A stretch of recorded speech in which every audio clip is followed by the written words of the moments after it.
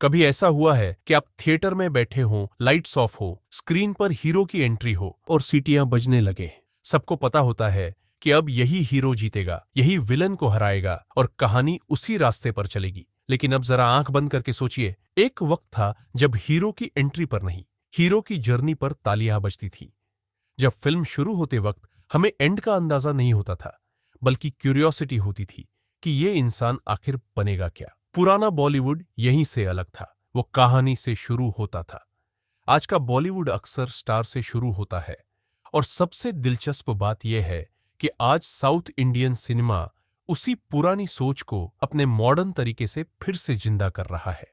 आज के वीडियो में हम नॉस्टैल्जिया के लिए नहीं, समझने के लिए बात करेंगे। हम देखेंगे कि पुराना बॉलीवुड की सक्सेस का असली रीजन क्या था, आज की फिल्म्स कहाँ फिसल रही हैं, और साउथ सिनेमा ऐसा क्या कर रहा है जो ऑडियंस को फिर से सिनेमा हॉल तक खींच ला रहा है। अगर आप ओल्ड मूवीज पसंद करते हैं और सिनेमा को सिर्फ एंटरटेनमेंट नहीं बल्कि स्टोरी टेलिंग मानते हैं, तो ये वीडियो आपके लिए है।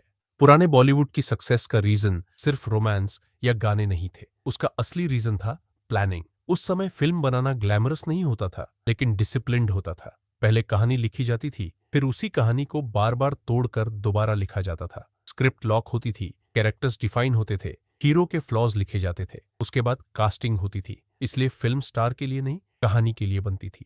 उस जमाने में हीरो अनाउंस नहीं होता था, हीरो डिस्कवर होता था। शोले को ही देख लो, जय और वीरू कोई भगवान नहीं थे, न ही किसी रॉयल एंट्री के साथ आते थे। वे दो आम आदमी थे, पैसे के लिए काम ढूंढते हुए, छोटी छोटी बातों पर लड़ते हुए। लेकिन जैसे जैसे कहानी आगे बढ़ती है, उनके डिसीजंस उन्हें हीरो बना देते हैं। एंट्री नहीं, चॉइसेस हीरो बनाती थी। पुराना बॉलीवुड हीरो को भगवान नहीं बनाता था, पहले इंसान बनाता था। गाइड का राजू सेल्फिश भी है, कंफ्यूज्ड भी है, और फिर धीरे धीरे बदलता है। प्यासा का विजय जीतने के बाद खुश नहीं होता, वह थका हुआ है, सिस्टम से हारा हुआ है। ऑडियंस इन कैरेक्टर्स से कनेक्ट करती थी, क्योंकि वे परफेक्ट नहीं थे, बिल्कुल हम जैसे थे। अगर आप भी ऐसे कैरेक्टर्स से ज्यादा जुड़ाव महसूस करते हैं, तो बस वीडियो को लाइक कर दीजिए। कहानी आगे और दिलचस्प होने वाली है। रम तेरी गंगा मेली में भी हीरो कोई फ्लॉलेस या आइडियल इंसान नहीं है। वह एक एजुकेटेड, शहर के बैकग्राउंड से आने वाला इंसान है, जो पहाड़ों में आता है, प्यार करता है और फिर शहर लौट जाता है।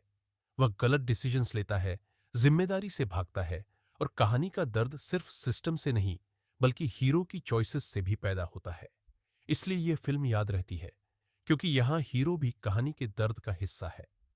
सबसे इंटरेस्टिंग बात यह है कि पुराने एक्टर स्टार बनने के बाद भी अपनी इमेज तोड़ने से डरते नहीं थे। अमिताभ उस समय इंडस्ट्री के सबसे बड़े सुपरस्टार थे। अमर अकबर एंथनी में एंथनी का रोल करते हैं, शरबी और स्ट्रीट स्मार्ट कैरेक्टर।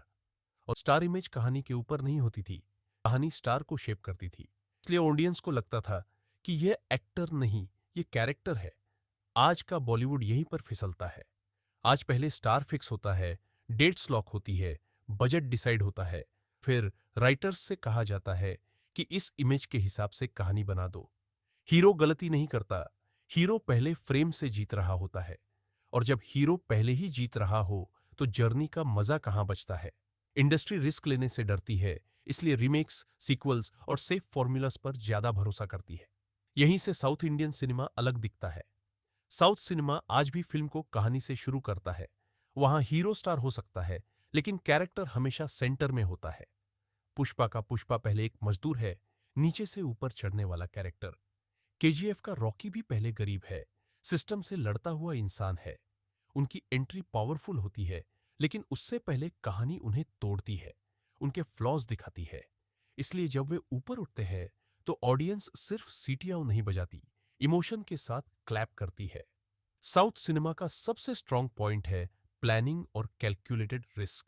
स्क्रिप्ट्स पर सालों का काम होता है, डायरेक्टर्स स्टोरी को सेंटर में रखते हैं, नए राइटर्स और नए डायरेक्टर्स को चांस मिलता है। इसी वजह से इंडस्ट्री ग्रो कर रही है। यहाँ एक ऑनेस्ट सवाल बनता है, क्या बॉलीवुड को भी फिर से रिस्क लेना चाहिए? कमेंट में अपनी राय जरूर लिखना, क्योंकि सिनेमा की डायरेक्शन ऑडियंस ही तय करती है। तो सवाल ये नहीं है कि बॉलीवुड को पास्ट में चला जाना चाहिए। सवाल यह है कि क्या बॉलीवुड को अपनी कहानी सेंट्रिक सोच वापस लानी चाहिए, और साथ ही साउथ सिनेमा से प्लानिंग और रिस्क लेना सीखना चाहिए। सिनेमा तब जिंदा रहता है जब वह इवॉल्व करता है, लेकिन अपनी रूट्स नहीं भूलता।